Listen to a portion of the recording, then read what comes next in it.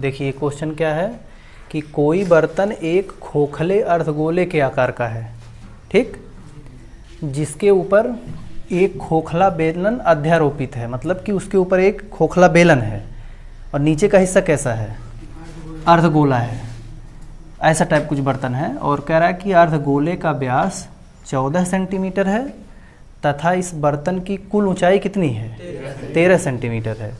तब इस बर्तन का आंतरिक पृष्ठीय क्षेत्रफल बताइए। तो पहले अगर हम लोग चित्र बनाएं तो पहले क्या बना सकते हैं भाई, एक अर्धगोला आपको बनाना पड़ेगा, ठीक है। मान लें ये अर्धगोला है, खोखला, कटोरे के जैसा। अब इसके ऊपर का हिस्सा क्या है कि एक बेलन है खोखला, तो एक बेलन बनाना पड़ेगा।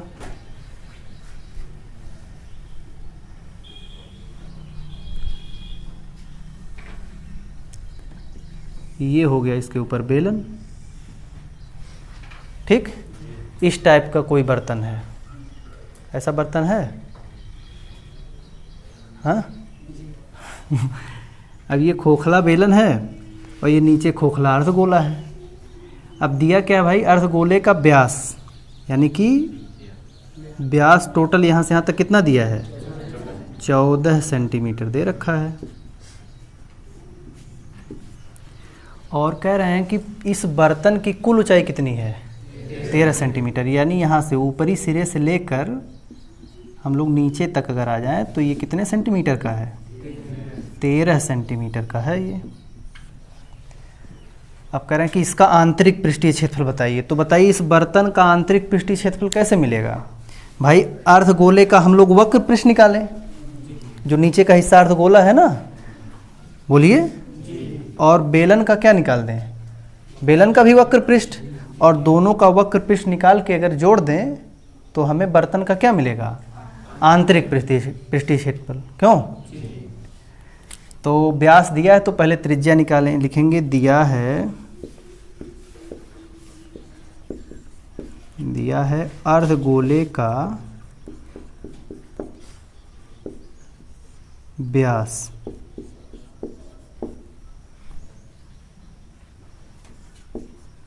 दिया है अर्धगोले का व्यास कितना, 14 सेंटीमीटर।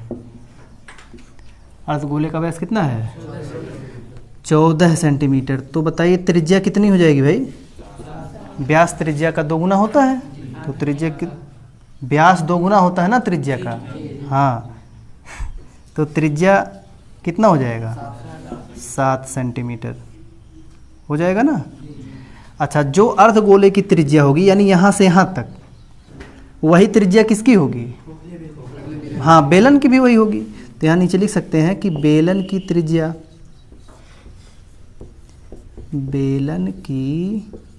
त्रिज्या ये कितना हो जाएगा भाई, ये भी हो जाएगा आपका 7 सेंटीमीटर का। अच्छा, लेकिन पूरे बर्तन की ऊंचाई 13 है, तो अगर मैं पूछूं आपसे केवल जो बेलन वाला हिस्सा है इसका, उसकी ऊंचाई कितनी है, तो सोचो भाई, जब ये त्रिज्या 7 है तो यहाँ से नीचे तक भी कितना रहेगा, 7। तो केवल बेलन की ऊंचाई कितनी होगी, घटा देंगे। तो लिखेंगे क्या कि बेलन की ऊंचाई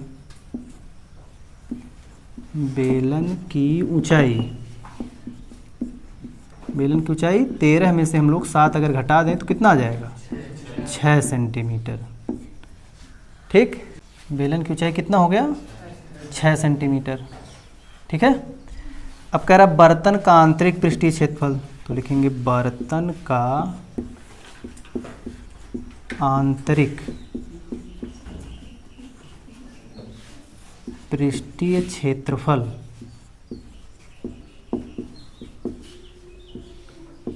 तो बर्तन के आंतरिक पृष्ठीय क्षेत्रफल के लिए क्या करना पड़ेगा, हमें गोले का वक्र पृष्ठीय क्षेत्रफल और बेलन का वक्र पृष्ठीय क्षेत्रफल। तो लिखेंगे अर्धगोले का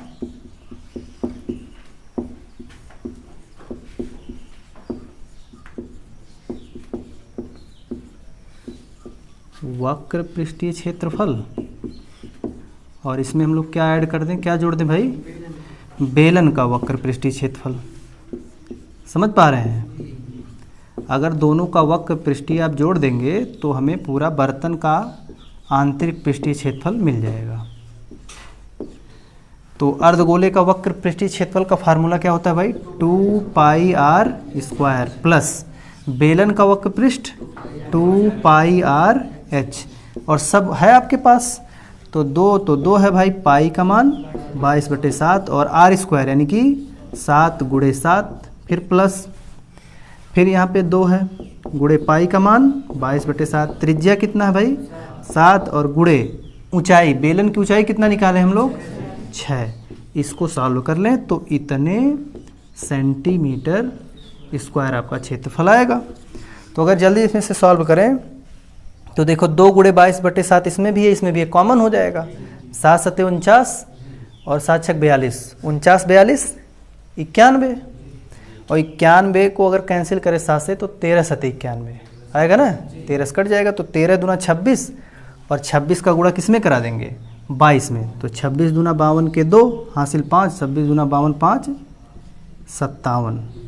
तो कितना आंसर आ जाएगा आपका 572 सेंटीमीटर स्क्वायर इस बर्तन का आंतरिक पृष्ठीय क्षेत्रफल होगा। ठीक है, नोट कर लीजिए।